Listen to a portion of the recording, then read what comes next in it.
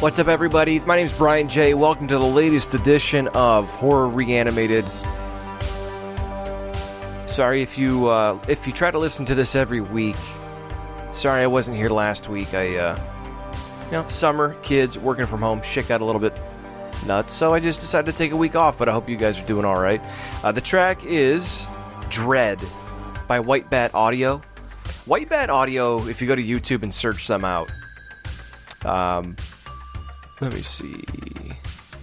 Yeah, White Bat Audio. Sounds exactly how it is. Or spelled exactly how it sounds. He makes a lot of different tracks, and a lot of the stuff is royalty-free. So if you're doing projects or try to get a podcast off the ground and you want some decent music, and if you're into synthwave or dark synth or whatever, dark wave, however you want to call it, or what the hell. He has some good stuff up there, so go to YouTube and check him out. You can download his stuff. You can find him on Spotify. Speaking of Spotify, I believe we're on there now. And we're also on, iTunes and Google Play, and pretty much anywhere that you find podcasts. So if you've been listening on YouTube, and we thank you for that, especially Horror Ant, Anthony, I appreciate that, man. You've been giving me some pretty good feedback lately. I appreciate that. And thanks for checking the show out, whether it's YouTube or on podcast areas. You can find us everywhere. It's Horror Reanimated. Or just Google search Horror Reanimated, B-Show Brian, or go to bshowpodcast.com. That's where you can find pretty much any podcast that I decide to do. So you can follow us on Twitter at bshowbrian, Instagram at bshowbrian. It's pretty simple. If you have any ideas, thoughts, or anything you want to add, you can email me, bshowbrian@gmail.com. Like I said, I try to keep it pretty simple. Yeah, we had the holiday weekend. Hopefully you guys enjoyed it. It's feeling like summer. It went from like 65 to 90 in 2 days. So we got the little, the temporary above ground pool put up. Hopefully you guys are staying cool. And staying healthy too, this fucking COVID thing. It just will not die. It's like Jason. COVID is like Jason. It just will not die. So yeah. How you doing, as they say?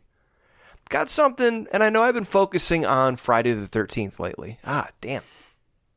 My back is killing me. I've got a weird spot on my back where, sorry, I'm talking about personal stuff for a minute, but the spot on my back where my rib cage meets my spine, and it just never feels right. And I think it's from hopping too many fences and like backyard wrestling with friends on literal backyard. When I was a kid, we didn't have a trampoline, and my dad wouldn't let us do it. He was too afraid we get hurt jumping on trampolines and stuff like that. So my friends and I didn't have a trampoline for the longest time, and I just would let people slam me on the ground and suplex me, and I'm paying for it now.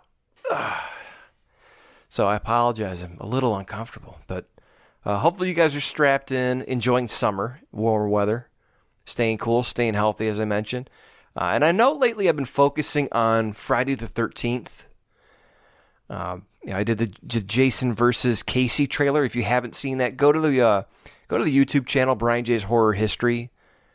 You can listen to these episodes. They get archived there because eventually I'll end up removing early episodes from the podcast feed just to make room. But you can always find them at Brian J's Horror History. You can find other videos that I've done about stories of horror movies, behind the scenes stuff. There's some fun stuff there. And the latest little thing I did was a couple trailers for a fictitious, the last, and that's another reason why I didn't do an episode last week. I enjoyed the Jason versus Casey Jones episode so much, and I got some good some good and bad feedback on that. Yeah, my brother hated it. Steve Becker of Erie Point. Go check them out on Bandcamp and Spotify. EERIEPOINT. He loved the trailer. He said it was like my best video work so far. I think it is. And obviously, whenever you do something, you notice all the flaws. So I took it with a grain of salt. I understood what he meant, and I appreciated it, but, I see the flaws. And then John Campbell, America's Spookiest Wrestler. Go check out John Campbell and Imperial Wrestling Entertainment.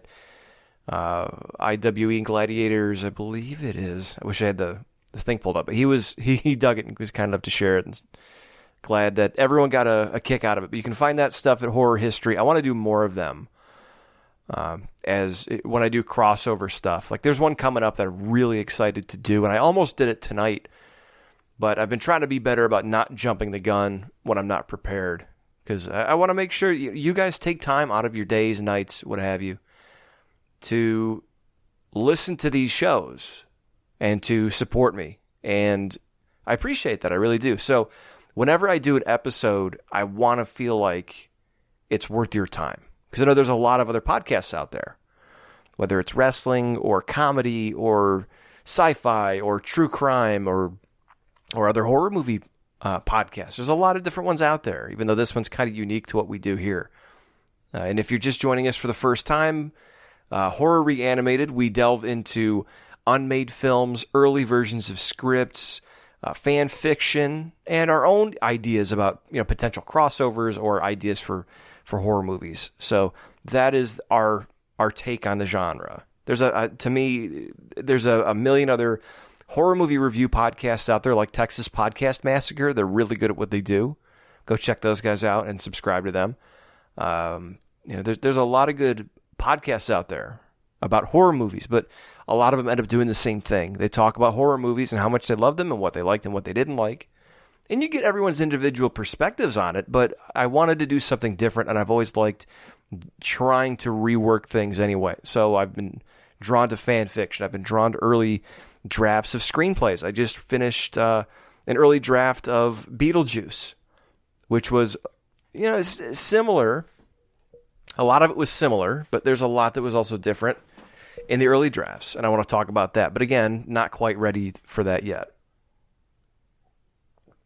This is just going to be a fan fiction because I saw this on the Friday the 13th franchise group page.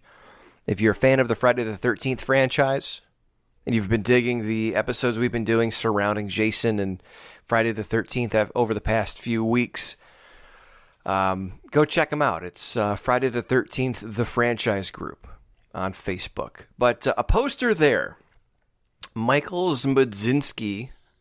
Luckily, I live in a part of Ohio that has a lot of Polish families, because I would have butchered that name.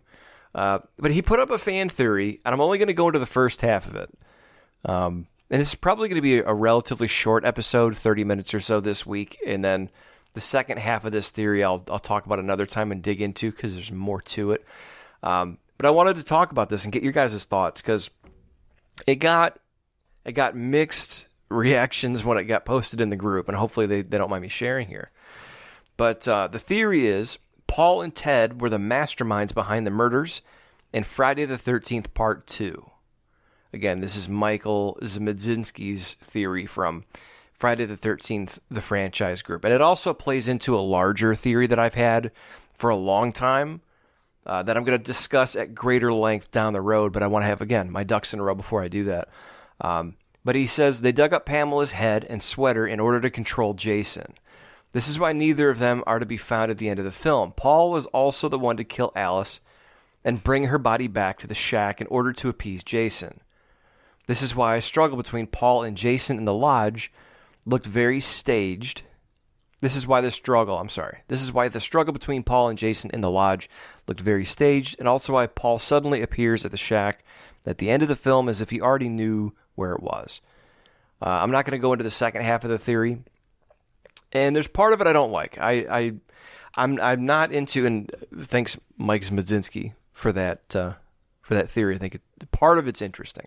I'm not a huge fan of the whole digging up the head and sweater to control Jason. The part I like about it is that, and the reason it kind of makes sense to me, is the whole Paul and Ted killed everybody thing. Okay, and I think I talked about this earlier on. There was an episode I did. It was Ginny's Friday the 13th Part 3, as if Ginny, the survivor from Part 2, came back and had a rematch with Jason, essentially, and what that would mean. And we discussed an earlier concept that was not used for the franchise. But in this case, what I like about it is, and let me revisit it for those of you who are foggy on the series. Yeah, this is probably going to go longer than 30 because we're already at 10. The best laid plans go to waste or something like that. It's all good, man. We're talking horror movies, so I'm cool with it, as the kids say these days. Man, I'm just full of like terrible puns and oh my god, I should have got some sleep tonight. But anyway, so Friday the 13th Part 2 is like 5 years after Pamela Voorhees kills everyone trying to set up Camp Crystal Lake. Ginny is the heroine, not the drug. Ginny, I wonder if people who are on drugs, if there's anyone in the drug scene, I don't want to know about it or what you do. I just want to know if anyone knows if when people like call their dealer for heroin, if they ever use code names like Nancy or like female. Oh God, where is this going? God, what the hell is wrong with me? Heroin, female lead, not heroin the drug. Christ almighty. Anyway, so Ginny's the final girl. There we go. Ginny's the final girl. Her boyfriend's Paul. He's running this camp counselor training place on Crystal Lake. They're a little too close to where all the murders happen, to Camp Crystal Lake. It's down the road a little bit. And, of course, people start dying.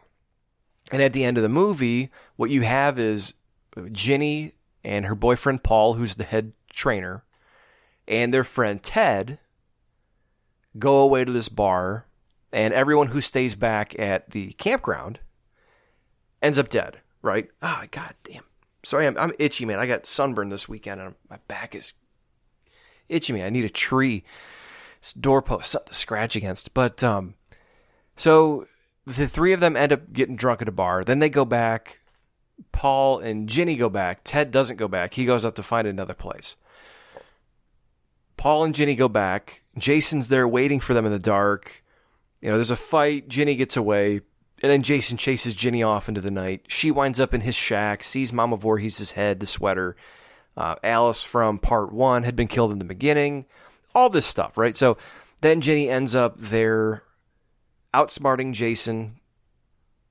Paul shows up out of nowhere, and then there's like some hallucinations, and him and Paul fight again, and that should be enough, right? So bottom line, at the end of the film, we don't know if Paul's alive because we don't see him. Ginny's carted out and taken into an ambulance. Ted was nowhere to be seen. So that's why I like this idea, because I think I alluded to it on, as I mentioned, Ginny's Part 3. At the end of the film, we don't see Paul. We don't see Ted. And, you know, I think one of the people that was against this theory said something about, you know, Ginny was with Paul and Ted the whole time at the bar while everyone else was getting killed. So that's a huge, huge plot hole. There's somewhere a way to bridge that gap, and I'll talk about it in a minute. But let's just, for now, focus on Paul and Ted, right? In the beginning of the film, Ted enlists the help of a tow truck driver to play a prank on a friend of his that's coming up, right? He has their truck towed somewhere, and then he joins them on the trip the rest of the way. So there's that. He's a practical joker. The first night when everyone's around the fire, what's his name? Not Ted. Paul tells the story of Jason, the lore, the mythos, right?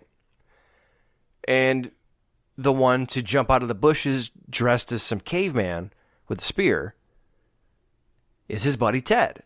So you already get the impression from, you know, the beginning of the film that these guys are kind of working hand in hand, right? There's also a part where Ted is walking with, God, what are their names? I can't remember their names, but the Kevin Bacon looking guy and the girlfriend who they wander off and get caught by the police looking for Camp Crystal Lake. They find the sign for Crystal Lake, and Paul's like, no, just leave it alone. Just leave it alone. Maybe they set up their base of operations at Crystal Lake. I mean, and again, we're going way out there here. But imagine if they had, ahead of time, set this up. I mean, they would have had to have done this. And the why is probably a bit shaky. Like, why would a guy who's been a camp counselor just automatically just start killing people? We don't know Paul's backstory. He could be a murderer. Ted could be a murderer. Him and Ted could, I don't know, live in the area. And again, I think I said there's a bigger theory that I've been working on for a while that I'll talk about some other time. This kind of feeds into that. That almost like, remember South Park Slash doesn't exist. It's just an urban legend parents use. Right? All the parents dress up as Slash. I kind of think that about Jason sometimes. That Jason was just a scapegoat in random murders. And I think I've seen that online before, although I can't find it anywhere. But at least let's stick to this film, and I think it makes sense there too. They set it up, they set up the lore, they get everyone scared and off base a little bit, and then all of a sudden this weird wonky shit starts to happen. And the two people, other than Ginny, who could be not the scapegoat, but someone in the discussion, and I just got rid of the post in the thread, so I apologize for not crediting you properly, but someone had also mentioned, like, Ginny, they got Ginny because she was a psychology major, believing in that it was Jason, that he was really out there. And they were like, oh, it's just an urban legend. Oh, it's just it's a spook tale. She actually believed it so much, and someone had mentioned maybe that was part of the plan. To leave her alive, or whatever the case may be, to sell the story to the cops and give them time to get away. Again, there's a lot of holes in the theory, but it does make some sense to me because, as I mentioned at the end of the movie, who's really there? Ted got away. Paul, we don't know if he's alive or dead, although we assume he's dead. Ginny may not really have seen Jason. She gets cut on the leg. Maybe she went into shock. And maybe they left her. And she hallucinated seeing Jason.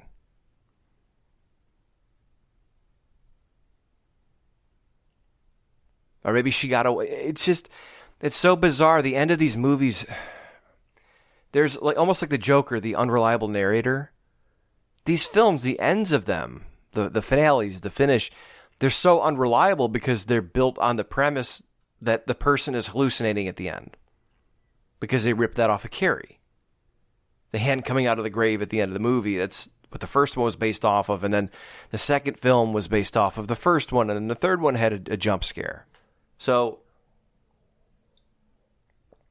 but the reason this makes sense to me so much, and let me hang on, I'm all over the place tonight, I apologize. But not just the fact that they're not around at the end. We don't know who else could have been involved. Look at who helped Ted in the film, and this is what I mentioned, the way to bridge that plot hole in this theory. He knew the tow truck driver. So Paul, this may have been, who knows? Maybe it was a ploy to drive interest in the area. And then these guys were going to try to capitalize off of it somehow. Maybe they were murderers and they found a way to scapegoat their murders on Jason, which again is something I'm going to go into at a later date on a larger scale. So we've got Ted, we've got Paul, we've got Tow Truck Guy, and we've got Ginny, who, I don't like the idea of her being left alive because she really wasn't. They chased after her.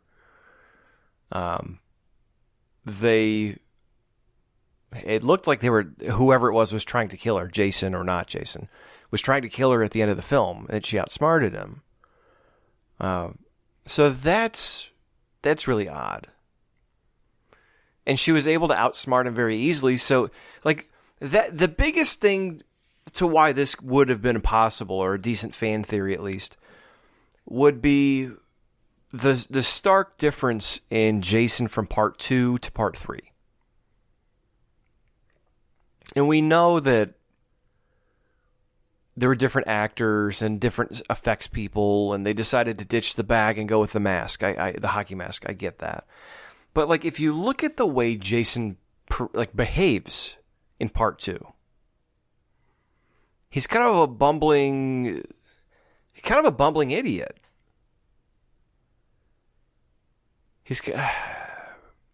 He doesn't seem as refined.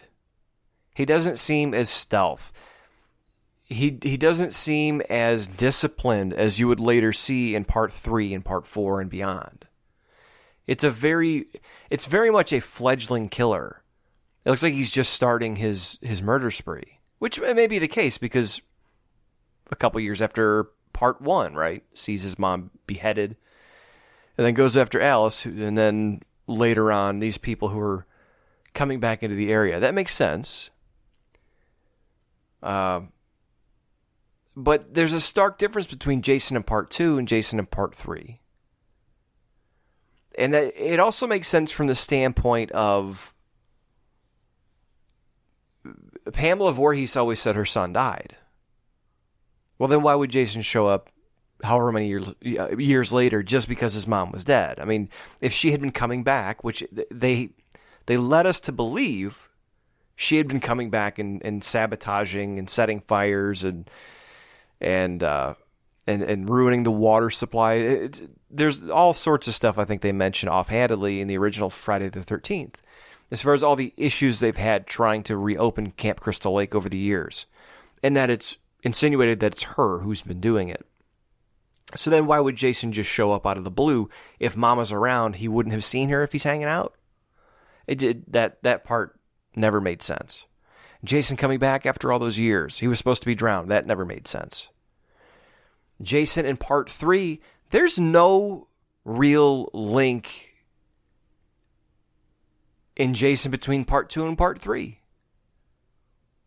If you look at Jason in part 2, not just the way he acts, but he looks completely different. He has hair in part 2, he doesn't in part 3. He's not even wearing the same clothes when we see him in the beginning of part 3. So, to me, that's an interesting theory. Maybe it's not even Paul and Ted. And maybe this is just digging more into my Jason isn't Jason theory, but if it was Paul and Ted or a group of people that helped them, well, maybe in part 3 it really is Jason. Maybe there's, as often happens in investigation, maybe there's a ring of murders that go unsolved that get attributed to Jason because he's the local legend. I'm trying to think of who it was. The I-70 or the I-90 killer? For those of you who are fans of true crime, there's a person who committed a crime spree along I-90 or I-70. There might have been two. And they think that he might have been linked, or one of them might have been linked, to some murders in Texas. But it's also very possible that law enforcement just fit the patterns together and used this person to attribute these cases to, whether it's to bring notoriety to them, to bring the FBI in for more funding or more, but you know what I mean? So and again, I don't want to get into the Jason wasn't ever Jason type thing, but even in this one, oh my God, it's Jason. You get a bunch of, they've already established that Crystal Lake isn't the most metropolitan area. They're probably not used to handling stuff like this other than once every 15 or 20 years. How many times have we seen cases of murder or abductions where it happens in a small town? And I'm also kind of getting sick of that. I've heard people talk about that, levy that judgment against a lot of true crime documentaries. It's always in this small town. They weren't ready for what was to come. It's like, we get it, guys. Small towns have that safe veneer over them, right? That false sense of security. But it's always the same premise. But rightfully so, in that case, there's often, I don't want to say inept law enforcement, but there's law enforcement or investigators who are not used to dealing with certain things. So if Crystal Lake is a very small community, or the Packanack region is a very small region, or it's sparsely populated, it's rural. Like, I know my in-laws have property up in Cedar, Michigan. It's near Traverse City. You go up this winding road into the hills, and about 20 minutes outside of Traverse City, you drive through Cedar, Michigan. And if you drive through the one intersection in town, I mean, that's it. There's a hardware store. There's an In-N-Out Mart where you used to be able to rent your movies. I'm trying to think of what else is in there, but I mean, it's a meat market. It's a little general store. I mean, there's not a whole lot there. It's just one little town. There's probably less than 100 people that live in this little town. And there's bigger towns around there. But again, rural, sparsely populated. In the rural areas of Traverse City probably fall under a different sheriff. Probably not used to a lot of crime. It's entirely possible that if you have some superstitious law enforcement people and they have no way to solve this crime, these murders or these abductions or whatever the case may be, maybe these crimes are attributed to Jason. Doesn't sound so far-fetched to me. And if you have Paul and Ted working together, again, they disappear at the end of the movie. That's plausible. Where are they? Maybe they skipped town. Maybe they've got new identities and they're going to start it all over again. Show up for a job as a head counselor at a campground.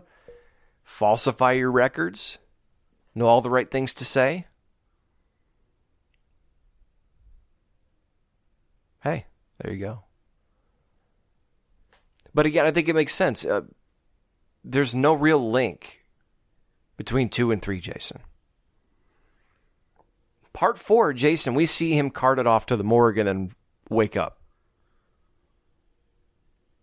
Part 3, you don't see... I mean, they kind of show him crawl away, and then you see a completely different Jason. A completely different Jason at the general store stealing... what's his name? Harold's clothes. Poor Harold. So, I don't know, man. To me, it was interesting to think about. To me, it's not like set in stone. It's not one of those things I'm ready to just go all in on. But no, it was something that I found really interesting. And especially considering I just brought it up on a recent episode of this podcast.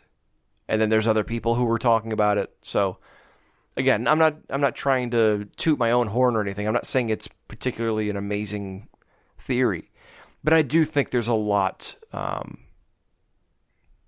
interesting points to it. And I'm trying to, Marty Kelly, he was the one who said, what about Max, the tow truck guy who pretends to tow away Jeff's truck early in the movie? He and Ted seem to know each other well enough to orchestrate this prank together because he's crazy too. Suppose he's working with Ted and Paul, dressing as Mountain Man Jason. This would explain Jason's sudden growth spurt since the last movie and why Ted and Paul can hang out at the bar while most of the killings are taking place. Let's see. And the urban legend Paul tells everyone around the campfire with Ted's help was made up by them to throw everyone off their scent and create an imaginary suspect. He does say they spared Jenny because she believed in the mythos. Keep her alive so she could testify to Jason's existence. I don't know if I buy that part of it.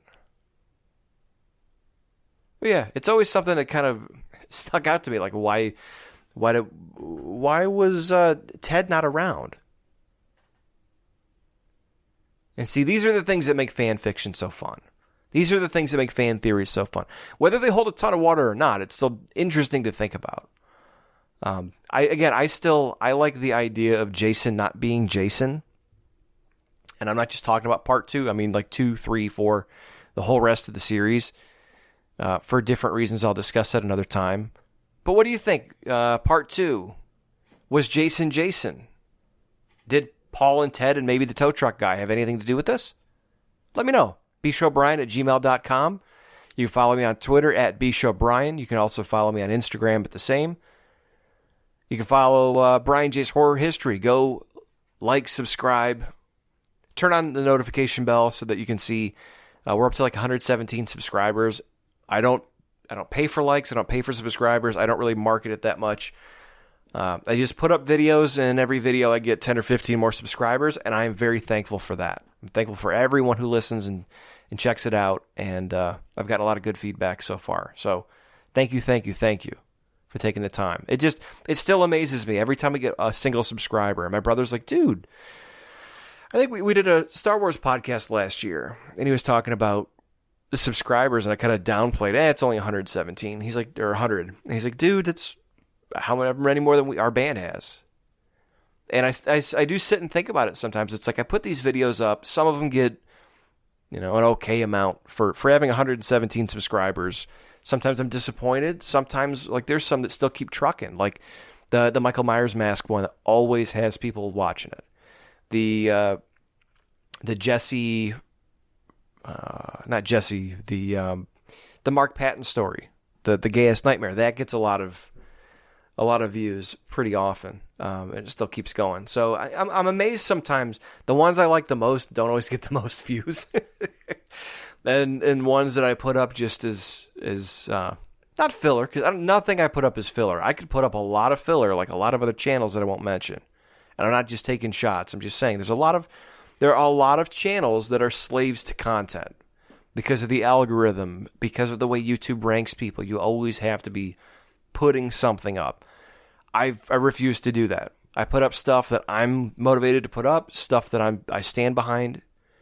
And although some of it isn't the greatest quality in terms of editing and documentary filmmaking, I think you can go back and watch the first video I made to now this year. I think in the past 18 months I've come a long way. So thank you guys. I do this for myself, but I also do it for you. I like to share this stuff because if we're just listening to the echoes of our voice in our own head, then what are we really doing? I like to know that so that other people not only take the time to listen, but also appreciate this. And I want to hear your guys' theories too. I want to hear your points of view. I want to talk about those. Shit, it makes my job easier. But it's interesting. Like this. I love being a member of different Facebook groups because you see a lot of this stuff. And now some of this is coming to fruition where I can talk about this stuff and bring it up and now share things with you guys because I understand not everyone is into podcasting. Not everyone is into being on the internet and being in Facebook groups and discussing. Or like me, back in the message board days and even on Facebook groups for the most part, I don't have all the time in the world to discuss and really get in deep on this stuff. So a lot of times I just lurk. And I watch other people's posts that they put up and see what other people are thinking. I don't always join in, which I should at this point. I should become a more active member in this community, and I think I want to try to do that. But I'm so ADD. I'll look up something, think it's the coolest thing in the world, and then completely forget about posting because something else comes up. So I got to get better about that. But I'll see you guys next week. I'm not taking a week off. And in fact, there may be some times, just to give you guys a heads up, there may be times when I don't record for a couple weeks, and then, blam, maybe I'll put up 3-4 episodes. I'm toying with the idea of doing that since I also do the wrestling podcast, which I'm about to record now. So, again, I'm Brian J. B-Show Brian to some of you who know me from Twitter. This is Horror Reanimated. Thank you for checking it out, and I'll talk to you guys next week.